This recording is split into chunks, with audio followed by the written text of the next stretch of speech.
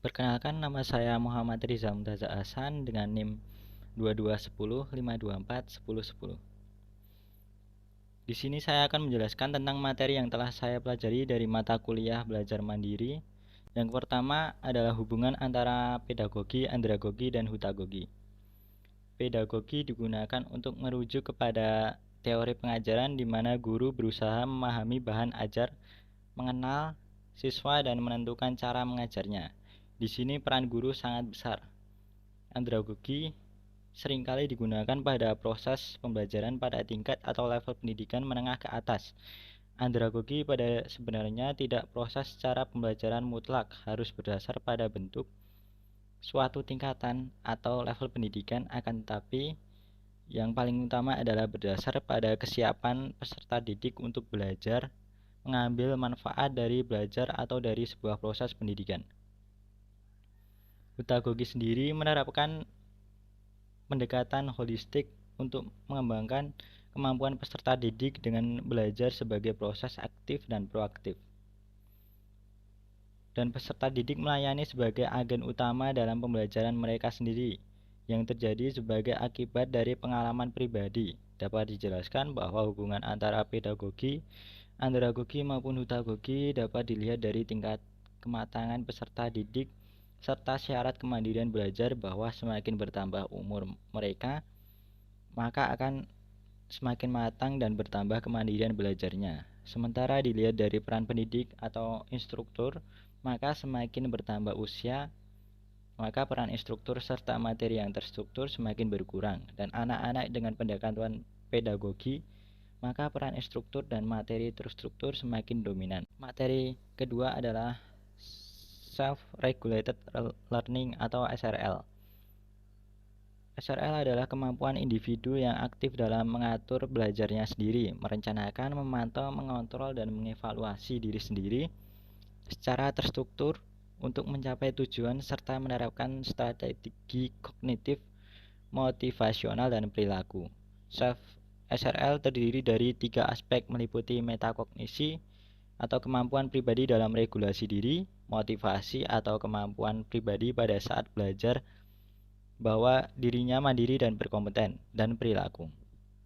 SRL dipengaruhi oleh beberapa faktor, diantaranya yaitu faktor perilaku seperti pengetahuan individu semakin luas, maka akan sangat membantu individu melakukan pengontrolan diri. Faktor pribadi seperti semakin banyak usaha yang dilakukan, maka semakin meningkat pula regulasi diri individu. Dan faktor lingkungan seperti lingkungan belajar yang kondusif otomatis akan mendukung SRL. Dapat disimpulkan bahwa keberhasilan SRL ditentukan dari banyak hal. Materi ketiga adalah Self-Directed Learning atau SDL, adalah suatu pendekatan pembelajaran yang berpusat pada peserta didik atau Student-Centered Approach, di mana proses dan pengalaman belajar diatur dan dikontrol oleh siswa didik itu sendiri. SDL menuntut agar peserta didik dapat memutuskan bagaimana, di mana, dan kapan belajar tentang suatu hal yang penting, mengidentifikasi berbagai masalah yang perlu dipelajari lebih lanjut atau investigation, tahu di mana mencari sumber belajar, mampu untuk menentukan prioritas, mampu untuk mempelajari materi yang ada dalam sumber belajar, yang kemudian dihubungkan dengan informasi yang telah terkumpul dengan topik bahasan yang sedang dipelajarinya. Karakteristik SDL dilakukan di semua tempat, ada tanggung jawab yang besar, pengombinasian media dan metode belajar, lalu evaluasi keberhasilan belajar. Tujuan SDL adalah mengembangkan kemampuan untuk mengatur proses belajarnya sendiri. Manfaatnya adalah untuk menemukan kompetensi baru, mengatasi masalah yang dihadapi, dan menjadi lebih terarah belajarnya. Materi yang keempat adalah Self-Determined Learning. Self-Determined Learning atau hutagogi, peserta didik mampu belajar secara mandiri dan menerapkan pendekatan holistik, menyeluruh atau keseluruhan. Dalam beberapa situasi belajar, fokusnya harus pada apa dan bagaimana peserta didik belajar, bukan apa yang diajarkan. Bahwa seorang pelajar atau pembelajar harus menjadi pusat pembelajar bagi dirinya sendiri, dan oleh karena itu bahwa pembelajaran atau learning tidak harus dilihat sebagai harus tergantung pada guru atau dosen dan faktor-faktor lain di luar si pembelajar itu sendiri. Hudagogi menempatkan mahasiswa untuk bertanggung jawab terhadap kemajuan dan adaptabel terhadap potensi lingkungan, ilmu pengetahuan, dan teknologi. Hudagogi merupakan metamorfosis yang menggabungkan pembelajaran yang diarahkan dan pembelajaran mandiri, berbasis pada potensi dan kesadaran kebutuhan belajar mahasiswa. Materi yang kelima adalah perbedaan SRL dan SDL. SRL adalah proses aktif di mana pelajar mencapai dan memuaskan keinginan untuk mandiri dalam belajar mereka. Mereka menetapkan tujuan belajar, memantau tujuan mereka, mengatur kognisi, motivasi, dan perilaku mereka untuk mencapai tujuan yang telah ditetapkan. Sedangkan SDL sebagai proses di mana individu mengambil inisiatif dengan atau tanpa bantuan dari orang lain dalam mendiagnosis kebutuhan belajar mereka, merumuskan tujuan, mengidentifikasi sumber daya manusia dan materi, memilih dan menerapkan strategi pembelajaran yang tepat, dan mengevaluasi hasil belajar. Perbedaan dari SRL dan SDL diantaranya yaitu SRL lebih menekankan pembelajaran mandiri kepada anak yang masih membutuhkan seorang fasilitator atau pendidik serta masih sangat terkait dengan kurikulum. Sedangkan SDL pembelajaran mandiri bagi orang dewasa yang bisa lebih mandiri dan sudah tidak terkait dengan kurikulum yang ada. Materi yang keenam adalah motivasi sebagai konsep belajar mandiri. Anatomi konsep belajar mandiri bila disederhanakan terdiri atas kepemilikan kompetensi tertentu sebagai tujuan belajar, belajar aktif sebagai strategi belajar, keberadaan motivasi belajar sebagai prasyarat berlangsungnya kegiatan belajar, dan paradigma sebagai landasan konsep dalam kegiatan belajar mandiri. Dikenal dengan istilah SRL, self-motivated dan self-determined learning, yang ketiganya saling berhubungan dan merupakan kompetensi yang harus dibangun dalam kegiatan belajar mandiri. Adapun belajar mandiri dibangun dengan bekal pengetahuan atau kompetensi yang dimilikinya. Motivasi dalam belajar, khususnya belajar mandiri, antara lain adalah menentukan hal-hal yang dapat dijadikan penguat belajar, memperjelas tujuan belajar yang hendak dicapai, menentukan ragam kendali terhadap rangsangan belajar, menentukan ketekunan belajar. Berikutnya adalah materi ketujuh. Belajar mandiri, konsep belajar mandiri dalam PJJ. Kemandirian belajar menjadi syarat pokok dalam pelaksanaan pembelajaran jarak jauh. Sebab kemandirian belajar ditentukan kepada orang dewasa atau andragogi dengan memperhatikan 4 konsep dasar, di antaranya konsep diri pengalaman, kesiapan belajar, dan perspektif terhadap waktu, serta orientasi kepada belajar. Pembelajaran jarak jauh atau PJJ pada dasarnya mempunyai kelebihan tersendiri, yaitu mampu menumbuhkan kemandirian belajar atau SRL siswa. Penggunaan aplikasi online berupa WhatsApp Group mampu meningkatkan kemandirian belajar. Perkembangan teknologi dan informasi secara pesat pada saat ini secara langsung mendorong perkembangan pendidikan jarak jauh serta mendorong implementasi dalam pembelajaran.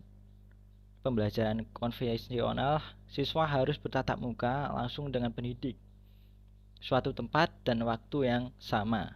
Hal ini berbanding dengan konsep pembelajaran jarak jauh di mana pelajar dan guru tidak perlu bertemu dengan tatap muka untuk melakukan proses pembelajaran.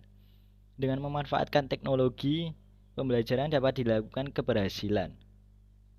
Keberhasilan berdasarkan program pendidikan PJJ ini sangat tergantung dalam pihak-pihak yang saling membantu, baik itu berdasarkan pelajar sendiri, forum pendidikan yang menyelenggara, dan anggota masyarakat. Materi ke-8 adalah media pembelajaran penunjang belajar mandiri. Adaptive learning adalah proses pembelajaran di mana materi atau konten yang dapat beradaptasi dan berubah menyesuaikan respon dari pengguna. Tujuan dari adaptive learning system adalah personalisasi dari suatu sistem atau meningkatkan performa atau kemampuan belajar dari pengguna. Dalam fungsinya, sistem mempunyai kemampuan untuk menyediakan materi pembelajaran dan mengidentifikasi apa yang dibutuhkan pengguna, dan kegiatan belajar mandiri juga harus didukung dengan media agar peserta didik dapat mudah menerima dan memahami materi yang disampaikan oleh pendidik. Media belajar juga mempermudah jalannya pendidikan karena efisien dan efektif untuk mencapai tujuan belajar itu sendiri. Media belajar interaktif berkaitan dengan SRL karena media tersebut menuntut peserta didik untuk aktif. Dan media interaktif biasanya berbasis multimedia dan memanfaatkan kemajuan teknologi, sehingga seseorang peserta didik dapat belajar sendiri dengan mudah dengan memanfaatkan media belajar interaktif. Materi yang ke-9 adalah Change and Evolution Distance Education in Indonesia. Pembelajaran jarak jauh adalah pembelajaran yang direncanakan di tempat lain atau di luar tempatnya. Mengajar dan ketika proses pembelajaran tidak terjadi tatap muka langsung antara pengajar dan pembelajar. Memiliki karakteristik yaitu program disusun disesuaikan jenjang, jenis, dan sifat pendidikan. Kebutuhan pelaksanaan pendidikan PJJ di Indonesia dengan menganalisis kebutuhan yang disusun secara sistematis dan jelas sehingga semua permasalahan yang menghambat kebutuhan PJJ di masa pandemi ini dapat terselesaikan. PJJ dapat dikembangkan dengan pembelajaran online dan blended learning dan inovasi pemanfaatan TI dalam PJJ. Bahan ajar PJJ di sekolah dasar dan menengah dapat dilakukan dengan membuat analisa kebutuhan dan pemetaan kompetensi dasar akan membantu guru untuk memilah hal-hal yang akan dipelajari. Sedangkan PJJ tinggi menggunakan kurikulum yang PJJ dapat diselenggarakan dengan lingkup mata pelajaran atau mata kuliah, program studi, atau satuan pendidikan. Adapun tren PJJ di Indonesia yaitu berupa adaptive learning, aplikasi seperti Classroom, video conference, telepon, live chat, Zoom, maupun melalui WhatsApp group. Namun, tetap memiliki tantangan dalam menjalankan PJJ di Indonesia, yaitu kurangnya interaksi antar peserta didik dan pendidik, antar sama peserta didik. Materi ke-10 adalah Personalized System of Instruction dalam PJJ. PSI merupakan pembelajaran berbasis personal atau individu siswa yang sudah dimodifikasi dengan sistem cooperative learning. PSI merupakan pembelajaran yang menggunakan sistem modular di mana siswa dibantu oleh seorang tutor yang dapat berupa guru atau teman satu kelasnya, sehingga metode PSI banyak memberikan feedback atau balikan yang dilakukan dengan cara memberikan pengajaran sesuai dengan tujuan yang gagal dicapai siswa melalui kegiatan yang dinamakan proctoring atau pengawas online. Metode ini dirasa sangat efektif dalam pendidikan jarak jauh atau PJJ karena kebanyakan peserta didik yang mengikuti PJJ memiliki kendala dalam memahami materi. Sehingga diterapkanlah sistem ini untuk mengatasi masalah tersebut dan pemahaman peserta didik akan suatu materi pun dapat tercapai dengan baik. Supaya PSI dapat berjalan dengan baik, diperlukan pendidik dan staf pendidikan yang kompeten serta peserta didik yang memiliki motivasi tinggi dalam belajar. Materi yang ke-11 adalah kenyamanan dalam PJJ. Pembelajaran jarak jauh adalah pembelajaran yang menggunakan suatu media yang memungkinkan terjadi interaksi antar pendidik dan peserta didik yang tidak bertatap muka secara langsung. Sistem ini memberikan kebebasan kepada pembelajar atau warga belajar untuk mengikuti kegiatan pembelajaran secara bebas dan mandiri. Keberhasilan dari program pendidikan jarak jauh ini sangat tergantung pada pihak-pihak yang membantu, baik berupa pembelajar sendiri, lembaga pendidikan yang menyelenggara, anggota masyarakat.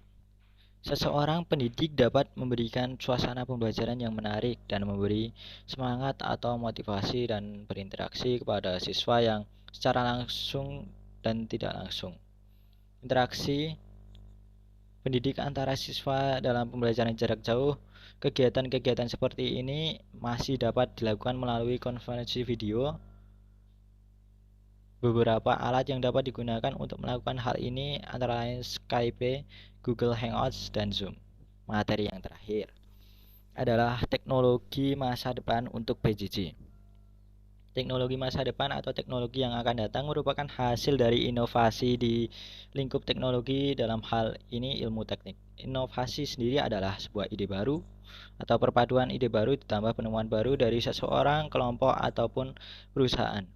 Teknologi digital dalam pendidikan tidak hanya tentang kontribusi fisik. Teknologi sebagai alat bantu pembelajaran teknologi diharapkan dapat menjadi jawaban atas permasalahan akses, kualitas, dan keadilan sosial di bidang pendidikan.